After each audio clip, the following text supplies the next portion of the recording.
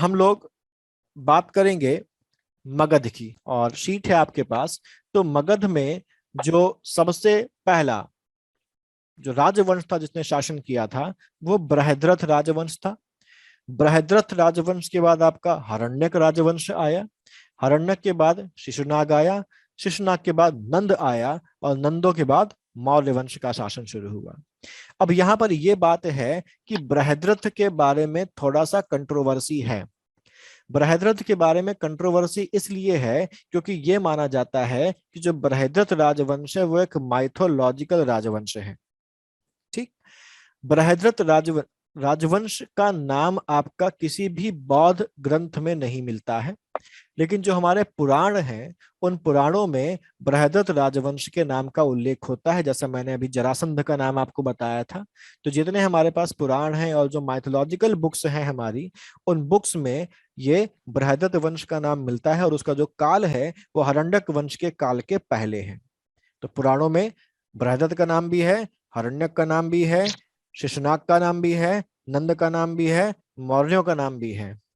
लेकिन बौद्ध ग्रंथों में हरण्यक का नाम तो लिखा हुआ है, लेकिन बौद्ध ग्रंथों में कहीं भी आपका बृहद्रथ वंश का नाम नहीं है। इसलिए ये कहीं कहीं माना जाता है कि बृहद्रथ राजवंश एक माइथोलॉजिकल राजवंश था और वास्तविकता में इसका कोई भी अस्तित्व नहीं था। लेकिन एग्जाम पर्पस के लिए आपको ध्यान रखना है, क्योंकि एग्जाम में इसके बारे में सवाल भी आ चुका है। यूपी में ही सवाल आ चुका है कि जो बृहद्रथ वंश था उसका अंतिम शासक कौन था। तो यहाँ पर बृहद्रथ हमारे लिए इंपॉर्टेंट हो जाता है, और हमको ये ध्यान रखना है कि अगर हमसे पूछा जाता है कि मगध का जो पहला राजवंश कौन था, तो अगर उसमें बृहद्रथ वंश का नाम लिखा हुआ है तो आप बृहद्रथ वंश ही लगाएंगे, और अगर बृहद्रथ वंश का नाम नहीं है तब आप हरण्यक लगाएंगे। ठीक सर, तो इसका फिर पहला राजा कौन सा होगा और अंतिम शासक कौन सा होगा? देखिए, बृहद्रथ राजवंश का जो पहला राजा था वो था बृहद्रथ ही। ठीक है। Okay sir. लेकिन ये माना जाता है कि बृहद्रथ वंश की जो शुरुआत की थी वो बृहद्रथ के पिता ने की थी, जिसका नाम था वसु। ठीक। लेकिन पहला राजा किसको माना जाता है? बृहद्रथ, और उसी के नाम से इसका राजवंश का नाम बृहद्रथ राजवंश हुआ। और जो इसका अंतिम शासक था वो रिपुंजय था। बृहद्रथ के हाँ। अलावा अभी मैंने आपको एक नाम और बताया था, इंपॉर्टेंट राजा और था हमारे पास, जिसका नाम क्या था? रिपुंजी। जरासंध। रिपुंजी सर। जरासंध। सर ठीक। वो तो हाँ सर। हाँ। और यहाँ पर यह माना जाता है कि इसका जो अंतिम शासक था, मैंने अभी नाम बताया आपको, वो था रिपुंजय। प्रविनेश जी, आपका डाउट क्लियर हो गया ये? Yes sir. जी सर। ठीक है। तो अब आप समझ गए कि कब आपको बृहद्रथ वंश लगाना है और कब हरण्यक वंश लगाना है। ठीक। जी जी बिल्कुल सर। दूसरा हमारे पास जो वंश आता है वो है हरण्यक वंश। हरण्यक वंश के कई राजाओं के नाम हम लोगों ने लिए। हरण्यक वंश में राजाओं का पहला नाम आता है आपका बिंबिसार। बिंबिसार का बेटा था अजात शत्रु। अजात शत्रु का बेटा था उदयिन या उदयभद्र। ठीक है। अजात शत्रु का बेटा था उदयिन या उदय भद्र। भद्र। ठीक है। और यहाँ जी पर सर। एक ये राजवंश ऐसा है जिस राजवंश में ये माना जाता है कि हर राजकुमार अपने पिता को मार के राजा बना। जैसे बिंबिसार के बेटे अजातशत्रु ने बिंबिसार की हत्या की और राजा बन गया। अजातशत्रु की हत्या उसके बेटे उदयन ने की और राजा बन गया। और ये क्रम आगे चलता रहा। हरण्यक वंश का संस्थापक था बिंबिसार। और जैसा मैंने अभी कुछ देर पहले आपको बताया था कि जो बिंबिसार था ये युद्ध में उतना विश्वास नहीं करता था जितना डिप्लोमेसी में विश्वास करता था। और इसने उसी डिप्लोमेसी के आधार पर जो दूसरे शक्तिशाली राज्य थे या जिनसे इसको अपना मतलब निकालना होता था, उनसे या तो ये मित्रता कर लेता था या उनके साथ वैवाहिक संबंध स्थापित कर लेता था। ठीक। इसने कौशल के राजा प्रसेनजित की बहन कौशल देवी से अपना विवाह किया। ठीक है। इसके साथ ही साथ इसने लिच्छवी जो गणराज्य है, लिच्छवी गणराज्य के राजा थे चेटक, राजा चेतक की बेटी चेलना से भी इसने विवाह किया। तो इन दोनों राज्यों के अलावा कुछ और छोटे छोटे राज्य थे, कुछ और छोटे छोटे जनपद थे, जो महाजनपद नहीं थे, जनपद थे, उनके साथ भी इसने वैवाहिक संबंध स्थापित किया। तो ध्यान क्या रखना है कि यह युद्ध से ज्यादा डिप्लोमेसी पर कंसंट्रेट करता था। और मैंने बताया था अभी, अवंती के साथ इसने मित्रता के संबंध स्थापित किए, एक डॉक्टर को वहां भेजकर, इसका नाम था जीवक। ठीक है। और ये माना जाता था कि ये वैवाहिक संबंध स्थापित करने के लिए इतना उतावला रहता था कि इसकी लगभग 500 रानियां थी। और जी सर। जो बिंबिसार है उसको ही राजाओं का सिंह भी कहा जाता है, कुछ बौद्ध ग्रंथों में उसको राजाओं का सिंह बोला गया है। दूसरी एक बात आपको यहाँ पर और ध्यान देनी है कि जो हमको यहाँ पर एविडेंसेस मिले हैं, तो ये तो शुरुआती काल है, 600 बीसी के आसपास का समय चल रहा है ना। और अभी अभी हम ऋग्वैदिक काल और वैदिक काल और बाकी चीजों से निकल के सभ्यता में प्रवेश किए हैं, है ना। तो ये वो समय है जब चीजें उतनी ज्यादा डेवलप नहीं है और बहुत ज्यादा शुरुआती सभ्यता का काल चल रहा है, इसको आप ध्यान रखिएगा। ठीक है, 600 बीसी के आसपास की बात है। तो उस समय युद्ध वगैरह तो होते थे लेकिन परमानेंट सेनाएं नहीं थी। तो ये माना जाता है कि जो बिंबिसार था, बिंबिसार मगध का पहला ऐसा शासक था जिसने एक स्थायी सेना का गठन किया, और इसीलिए इसने एक उपाधि धारण करी जो नाम है सेनीय। ठीक है, सेनीय, सा में एक ही मात्रा, ना में छोटी की मात्रा और या, तो इसने एक उपाधि धारण करी जिसका नाम था सेनीय। और यह माना जाता है कि इसने ये उपाधि इसलिए धारण करी क्योंकि ये ऐसा पहला शासक था जिसने एक स्थायी सेना का गठन किया। बौद्ध संघ के लिए वेलुवन नाम की जगह का दान महात्मा बुद्ध को दिया और बौद्ध धर्म में कन्वर्ट हो जाता है। यानी कि जो बिंदुसार था वो किस धर्म को मानता था? बिंदुसार बौद्ध धर्म का अनुयायी था। ठीक है, बौद्ध धर्म का अनुयायी बन गया ये, और बौद्ध धर्म का पालन करने के बाद इसने बौद्ध महात्मा बुद्ध के लिए और बुद्ध धर्म के जो बाकी भिक्षु थे, जो मॉन्क थे, उनकी चिकित्सा के लिए, उनके इलाज के लिए जो अपना निजी चिकित्सक था जीवक, उस जीवक को वहां पर तैनात किया।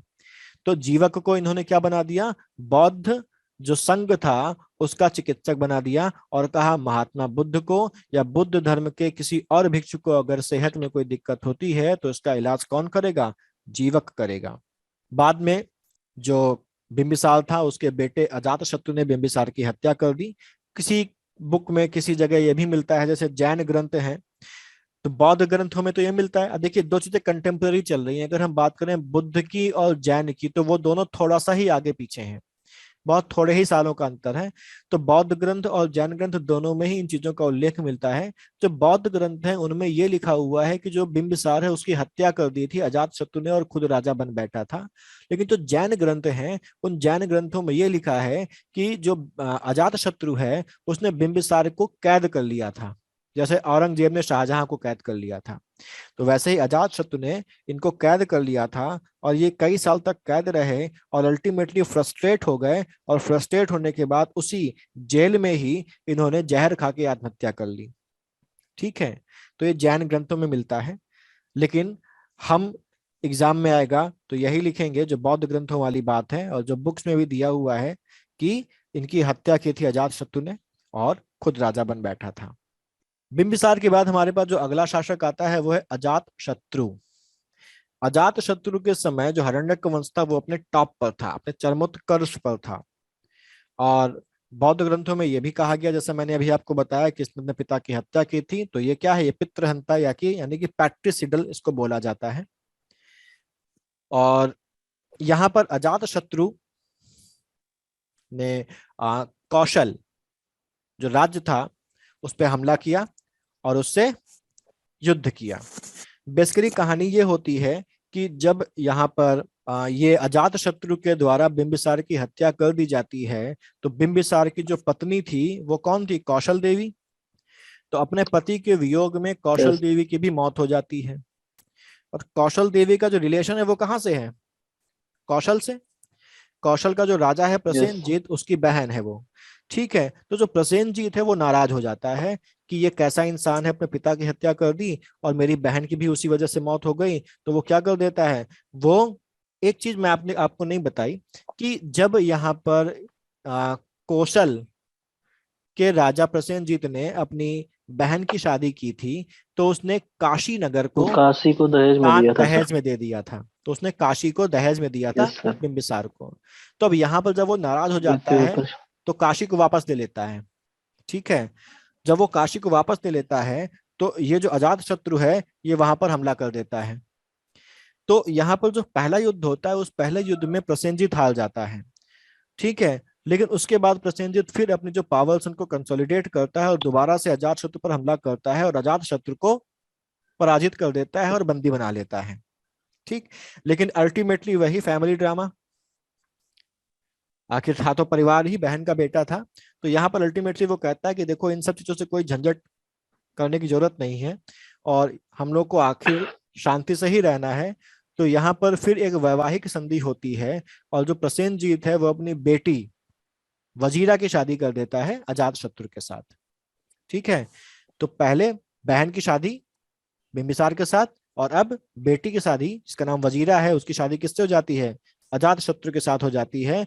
और वो काशी को दे देता है किसको, वापस से दहेज के रूप में दोबारा से मगध को। और अब से जो मगध में काशी परमानेंटली मर्ज हो जाती है। उसके बाद जब प्रसेनजीत की डेथ हो जाती है तो उत्तराधिकारी कौन बन गया, एक ही पुत्री थी, उत्तराधिकारी बन गया ये। और अल्टीमेटली प्रसेनजीत की मौत के बाद कौशल पे भी इन्हीं का कब्जा हो जाता है, अजात शत्रु का। ठीक है, बात समझ में आ गई। Yes sir. यस। इसके साथ ही अब जैसे बाप का ठीक ये उल्टा था, पिता डिप्लोमेसी पे काम करता था, ये युद्ध पर विचार करता था, ये सबसे युद्ध करने को लालायित रहता था। तो इसने तो कौशल से सब निपटारा कर लिया। इसके अलावा जो वज्जी संघ था, है ना, वज्जी की लोकेशन आपको दिख रही है ना, ये वज्जी संघ के साथ इनका बहुत लंबा युद्ध चला। ठीक है, वज्जी संघ के साथ लंबा युद्ध इसलिए चला क्योंकि जो ये अजातशत्रु था ये गंगा के पूरे पर नियंत्रण करना चाहता था। क्योंकि प्राचीन काल में हमारे पास जो आने जाने का व्यापार का जो मुख्य मार्ग होता था वो नदियां ही होती थी। और यहाँ पर अगर वो गंगा पर कंट्रोल कर लेता था तो पूरा लेके यहाँ से लेके आपका ये नीचे तक व्यापार पर इसका अधिकार हो जाता। लेकिन गंगा पर अधिकार करने में सबसे बड़ा रोड़ा यहाँ पर ये वज्जी था। ठीक, तो इस वजह से वज्जी और मगध में आपस में तनातनी बनी रहती थी। ये अपनी पूरी कोशिश करता था लेकिन पूरी कोशिश करने के बाद भी ये वज्जी को हरा नहीं पा रहा था अजात शत्रु। आपकी एनसीईआरटी में ये बात लिखी हुई है कि जब ये अजात शत्रु वज्जी को हरा नहीं पा रहा था तो ये महात्मा बुद्ध के पास अपने एक मंत्री को भेजता है और मंत्री से पूछता है कि हमको वो उपाय बताओ। बुद्ध से पूछता है कि हमको वो उपाय बताओ जिस उपाय का इस्तेमाल करके हम इस वज्जी को हरा सकें। तो महात्मा बुद्ध कहते हैं कि भाई वज्जी को तुम तब तक नहीं हरा सकते हो जब तक उसके 8 कुलों में एकता है। 8 कुलों का था ना वज्जी, अष्टकुलिक थे वहां पर। उन्होंने कहा था कि तब तक नहीं हरा पाओगे जब तक उन 8 कुलों में एकता है। उसके बाद इसने वहां पर कुछ चालबाजियां करी और अल्टीमेटली वहां पर जो 8 कुल थे उनमें फूट पड़ गई। उनके फूट पड़ने के बाद इसने वज्जी पर भी अधिकार कर लिया। क्लियर ये पॉइंट। तो इसीलिए बोलते हैं जो सबसे ज्यादा विस्तार मगध का हुआ है हरण्यक वंश में वो अजात शत्रु के काल में हुआ। काशी भी मिल गई, कौशल भी मिल गया, वज्जी भी मिल गई। ठीक, दूसरी बात, जैसे बिंबिसार का जो धर्म था, बिंबिसार मानता था, क्या नाम है उसको, बौद्ध धर्म को। ठीक है, लेकिन जो अजात शत्रु था वो बेसिकली शुरुआत में आपका जैन धर्म का अनुयायी था। अजात शत्रु शुरुआत में जैन धर्म का अनुयायी था। ठीक है, लेकिन जब यहाँ पर ये वज्जी वाला मामला हुआ उसके बाद ये महात्मा बुद्ध का भक्त बन गया और ये अपने आप को इसने बौद्ध धर्म में कन्वर्ट कर लिया। और अजात शत्रु का ही शासन काल चल रहा था जब महात्मा बुद्ध की मृत्यु हुई है। ये माना जाता है कि महात्मा बुद्ध की जो मौत हुई है वो 483 बीसी में हुई है, 483 बीसी में हुई है। और 483 बीसी में ही महात्मा बुद्ध की मौत के 100 दिनों के अंदर इसने पहली बुद्ध संगति का आयोजन किया था। ये हम लोग जब बुद्ध को पढ़ेंगे, बौद्ध धर्म को पढ़ेंगे, तो वहां पर देखेंगे कि पहली बौद्ध संगति का आयोजन किसने किया था? अजातशत्रु ने किया था। और कहां पर किया था? राजगृह के पास एक गुफा है जिसको सप्तपर्णी गुफा कहते हैं। राजगृह के पास उस सप्तपर्णी गुफा में अजातशत्रु ने पहली बौद्ध संगति का आयोजन किया था। क्लियर है पॉइंट? जी सर। अगला हमारे पास जो हरण्यक वंश है उसका शासक आता है उदयन या उदयभद्र। मैंने कुछ देर पहले आपको बताया था कि एक है उदयन और एक है उदयिन। ठीक है, जो उदयन है वो वत्स वाला है और जो उदयिन है वो ये मगध वाला है, हरण्यक वंश का तीसरा। ठीक, उदयन या उदयिन, ये माना जाता है कि जो उदयिन है यानी कि जो उदयभद्र है उसने भी अपने पिता की हत्या करी और अपने पिता की हत्या करने के बाद वो मगध का शासक बना। तो एग्जाम में आता है कि इनमें से कौन है जिसने अपने पिता की हत्या की और बाद में अपने पुत्र द्वारा मारा गया? कौन है? अजात अजातशत्रु। अजातशत्रु। एक बात और आपको मैं थोड़ा सा बताना भूल गया कि जो अजातशत्रु था उसने पाटलिपुत्र में एक किले का निर्माण करवाया था। तब पाटलिपुत्र नगर नहीं था, तो गंगा के जो घाट था, गंगा का जो तट था, वहां पर उसने गंगा पर अधिकार करने के अपने जो प्रयास थे उन प्रयासों के अंतर्गत ही एक किले का निर्माण करवाया था गंगा के तट पर। अच्छा, बेसिकली आप देखिए ये जो जगह है, ये अब मैप में तो ये सब नदियां पास पास हैं, लेकिन यहाँ पर ये जो जगह है ये गंगा आ रही है इधर से, है ना, और ये एक नदी आ रही है। ये कौन सी नदी आ रही है? सोन नदी। सोन नदी। तो यहाँ पर गंगा और सोन के जो यहाँ पर संगम जहां पर हो रहा है, इस संगम पर अजातशत्रु ने किले का निर्माण करवाया था। ठीक है, और जब उदयन आता है तो वो इसी संगम पर उस किले के आसपास एक नगर की स्थापना करता है जिस नगर का नाम होता है पाटलिपुत्र। ठीक, तो यहां पर आपको एक बारीक सा अंतर ध्यान रखना है कि अगर ये पूछा जाए कि पाटलिपुत्र नगर की स्थापना किसने की थी, तो जवाब होगा उदयन। और पाटलिपुत्र किले की स्थापना किसने की थी या किला किसने बनवाया था वहां का, तो वो जवाब होगा आपका अजातशत्रु। जब अजातशत्रु ने इस संगम पर किले का निर्माण करवाया था तो उस किले का उद्घाटन करने के लिए महात्मा बुद्ध को उसने बुलाया था। तो इस किले का उद्घाटन महात्मा बुद्ध ने किया था और उस समय महात्मा बुद्ध ने भविष्यवाणी की थी कि एक दिन ये जो यहाँ पर एक नगर डेवलप होगा और वो जो नगर होगा वो पूरे भारत का एक मेन सेंटर होगा ट्रेड और कॉमर्स का। ठीक है, व्यापार का एक बड़ा सेंटर वो बनेगा। और आगे जाके उदयन ने वहां पर पाटलिपुत्र नगर की स्थापना करवाई। ठीक, और उसे अपनी राजधानी बनाया। तो पाटलिपुत्र को राजधानी किसने बनाया? यस, उदय। उदयन ने, क्योंकि अजातशत्रु के समय तो पाटलिपुत्र था ही नहीं। ठीक, अब यहाँ पर जो उदयन था वो बेसिकली बौद्ध धर्म का अनुयायी नहीं था। जो उदयन था वो जैन धर्म का अनुयायी था। अब उदयन के बाद और कई सारे राजा बने और अल्टीमेटली जो अंतिम जो शासक था यहाँ का उसको मार के शिशुनाग वंश की स्थापना की थी शिशुनाग ने। ठीक है, ठीक, जो अंतिम राजा था हरण्यक वंश का वो था नाग दशक। हरण्यक वंश का अंतिम शासक था नाग दशक। कहीं पर ये लिखा मिलता है कि नाग दशक की हत्या करी थी शिशुनाग ने और शिशुनाग वंश की स्थापना की थी।